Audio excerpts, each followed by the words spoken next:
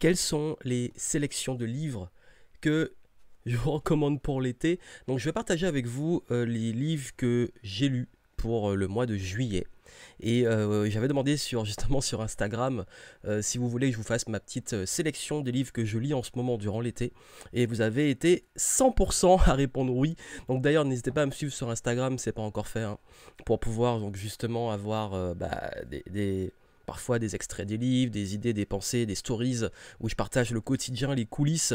Il y a peut-être 2 ou 3 de ces livres que vous avez peut-être déjà vu sur mes stories si vous me suivez sur Instagram. Mais en tout cas, si vous voulez rien manquer, c'est The Place to Be. Donc vous avez en description donc, le lien pour me suivre sur Instagram. Donc ces livres, en fait, vous allez voir que c'est pas vraiment des livres business, pour le coup. Il y en a peut-être, voilà, enfin tous ont des liens avec le business, mais c'est pas des livres purement techniques, marketing, vente, business, gestion, argent, parce que justement pendant l'été, j'essaie, et même de façon globale, de pas rester enfermé dans la bulle business, même si j'ai beaucoup de livres aussi que j'ai commandés. D'ailleurs là, vous allez voir la sélection pour le mois de juillet, et je ferai une sélection pour le mois d'août, donc le mois prochain. Je vais pas vous faire des résumés de ces livres, mais je vais vous dire qu'est-ce que j'en ai tiré dans le sens qu'est-ce que ça peut vous apporter si vous voulez pouvoir les lire. Et en description, si vous le souhaitez, vous pouvez donc accéder à un programme, vous pouvez avoir tout ce que j'ai appris, expérimenté, testé durant ces 10 dernières années en entrepreneuriat, quel que soit votre niveau, si vous voulez donc apprendre ce que j'ai pu apprendre en 10 ans en quelques heures. Donc voilà, je sais que c'est une grosse promesse, mais allez voir, c'est en description. Du coup, on va commencer la sélection des livres. Vous avez vu qu'il y en a qui sont très gros et d'autres qui sont plus petits. On va commencer justement par... allez, on va commencer par les plus petits. Le premier, et vous avez peut-être déjà vu beaucoup dans mes stories, c'est Persévérer. Et justement, c'est des extraits de récits, des récits de Jean-Louis Etienne, qui est justement quelqu'un qui adore, sa passion, c'est de découvrir les déserts de glace.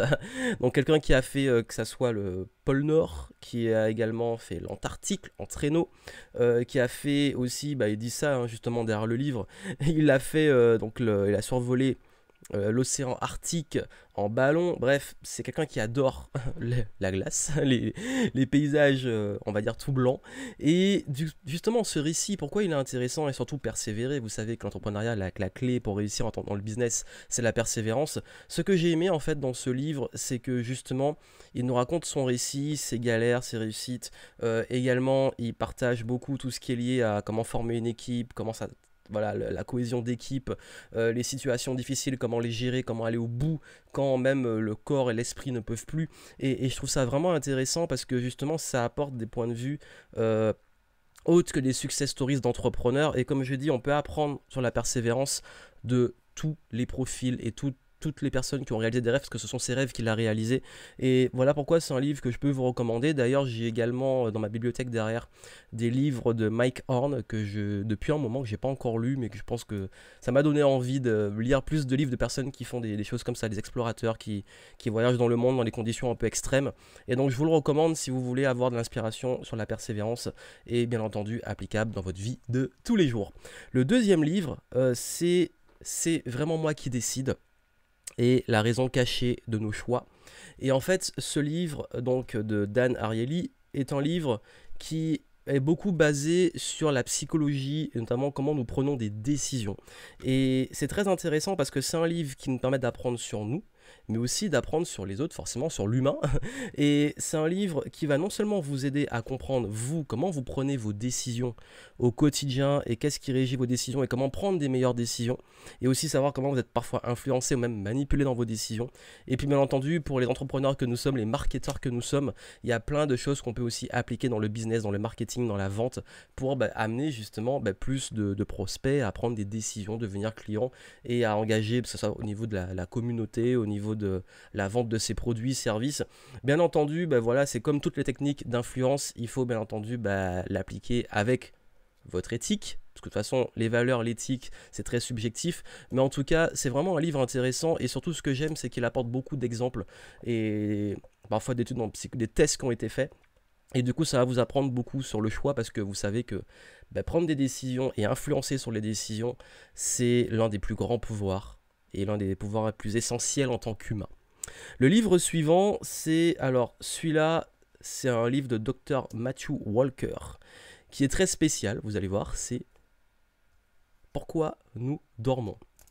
Ce que la science nous révèle sur le sommeil, justement. Et en fait, je suis toujours été passionné par le sommeil, les rêves, tout ça. Et pourtant, le paradoxe, c'est que s'il y a bien un pilier que je maîtrise pas du tout et qui est le bordel dans ma vie, c'est le sommeil. Parce que, j'ai pas un sommeil régulier. Je peux faire aussi beaucoup d'insomnie. Je peux me retrouver le soir, avoir le cerveau qui fuse. Également, bah, quand je voyage, tout ce qui est décalage horaire, etc., les trucs comme ça.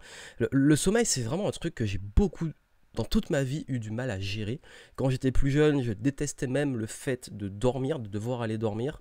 Et ce livre, en fait, permet de comprendre, parce que j'ai beaucoup étudié sur le sommeil, et là, j'en ai encore appris. Et ce que j'ai bien aimé avec l'angle de cet auteur, c'est que non seulement on en apprend encore plus, on approfondit le rôle du sommeil, pourquoi c'est important. Il faut savoir qu'on passe quasi un tiers de notre vie à dormir, donc c'est ultra important de prendre soin de soi, de sa santé, et une bonne santé passe aussi par un bon sommeil. Et ce qui est intéressant, c'est qu'en plus d'apprendre, on a des choses qui sont applicables. Ça veut dire comment mieux dormir, comment mieux se préparer. Enfin, il y a plein de petites pépites dedans. Et je viens juste de le lire, donc je commence à appliquer. Et c'est vraiment intéressant parce que ça m'a un petit peu réconcilié vraiment avec le sommeil et l'envie, moi, de peut-être retravailler mon hygiène de sommeil et pouvoir vraiment implémenter ce qu'il donne dedans. J'ai pas encore des feedbacks, peut-être que je ferai ça par la suite. Je vais dire justement qu'est-ce que j'ai testé et appliqué sur le sommet de ce livre et de ce que j'ai appris autre part. Mais en tout cas, voilà, surtout qu'au moment où je tourne là, on est en pleine canicule, donc c'est encore plus dur de dormir quand il fait chaud. Donc voilà pourquoi je vous recommande vraiment cette lecture, parce que je le dis souvent, c'est l'un des piliers les plus importants de l'énergie. Bien dormir. Et même parce que c'est bien récupéré, et que ça soit en tant que sportif, entrepreneur, même peu importe ce qu'on fait dans la vie, c'est ultra important. Le livre qui suit, c'est Everything is Fucked de Mark Manson. Si vous ne connaissez pas Mark Manson, c'est l'auteur de L'Art de s'en foutre, qui est en fait, alors ce livre, j'ai un avis très spécial dessus. Ça veut dire que j'adore le ton et les accroches aussi de cet auteur. Que ça soit L'Art de s'en foutre, à l'époque je l'avais lu en anglais. Et ce livre, en fait, déjà L'Art de s'en foutre était en contre-pied du développement personnel comme on le connaît. Et si vous ne l'avez pas lu, je vous recommande vraiment ce livre, il est excellent. Ayant beaucoup aimé ce livre, je me suis dit, bah tiens, tout est foutu, un livre sur l'espoir, ça m'a fait rire, et je me suis dit, mais qu'est-ce qu'il a à raconter? Et donc j'ai pris ce livre, et du coup j'ai tout lu, et en fait ce livre, on va dire qu'il y a vraiment 3 grosses parties dedans. La première est ultra intéressante, nous parle justement de notre perception, de tout ce qui est lié aux croyances, à la gestion des émotions, à comment on peut vite rentrer en déprime, en dépression, etc. Tout ce qui est anxiété, dépression, avec le ton toujours un peu décalé, l'approche de l'auteur. Et c'est assez intéressant. Dans mon cas, ayant beaucoup étudié les choses, ça a été beaucoup de rappels. Et puis aussi, c'est surtout voir aussi une perception de l'auteur qui aime bien avoir une perception un peu rentre dedans et qui va un petit peu contre, on va dire, souvent ce que disent les gourous en réalité. Et la deuxième partie, parce qu'on parle de gourous, il rentre dans un truc sur les religions. J'ai pas trop compris où il voulait en venir, honnêtement c'était lourd, et j'ai pas compris vraiment l'intérêt, et donc bon, c'était, voilà, on va dire au bout d'un moment ça m'a saoulé, j'ai survolé. Et la troisième partie, il revient un peu sur ce qui a été dit, bon ça fait un peu des redites, mais ce qui est intéressant c'est que voilà, il redonne des éléments sur comment justement soi-même se réconcilier dans sa vie, quand on est un peu en perte d'espoir, perte de sens, qu'on est peut-être lié à l'anxiété, voilà, les choses comme ça. Il donne quelques pistes, mais c'est vrai que ça manque, je trouve, comparé à son livre d'avant, peut-être de concret, et qu'on est beaucoup, on dirait limite un livre de philosophie en fait, philosophie de vie. Et je pense que c'est un livre qui est peut-être plus personnel sur l'auteur dans le sens de sa philosophie de vie, et un livre qui est peut-être pas assez, on va dire, dans le concret. Et moi j'aime bien le concret parfois, même si j'adore, je dois avoir au moins une vingtaine de livres de philo derrière moi, mais c'est pas ce à quoi je m'attendais. Et puis surtout, c'est que en fait, on a l'impression, et j'ai eu l'impression, que l'auteur devient carrément une caricature de lui-même. En voulant tellement jouer sur peut-être la provoque et la polarisation et son avis un peu décalé, je trouve qu'il va parfois loin, alors que c'est pas forcément utile. Enfin bref, je pense que c'est à découvrir. Si vous aimez bien l'auteur, il y a des chances que vous aimiez. Moi j'ai bien aimé, mais il y a des parties qui ont été un peu lourdes. Mais si on passe au-delà de ça, bon, ça reste quand même une plutôt bonne lecture. Et le dernier que je vous recommande, alors ça n'a absolument rien à voir avec les autres. C'est Lovecraft Country de Matt Ruff. Et en fait, le titre, enfin, je sais pas si vous connaissez toute enfin, moi, je suis un grand passionné de la littérature d'horreur et d'épouvante, que ça soit justement Lovecraft et Stephen King. Et d'ailleurs, ce sont deux auteurs qui m'ont beaucoup inspiré. Et j'ai lu beaucoup de leurs livres. Et en fait, quand j'ai vu ça, je pensais au début que c'était un livre de Lovecraft, mais en fait, non. Que c'est Matt Ruff, l'auteur.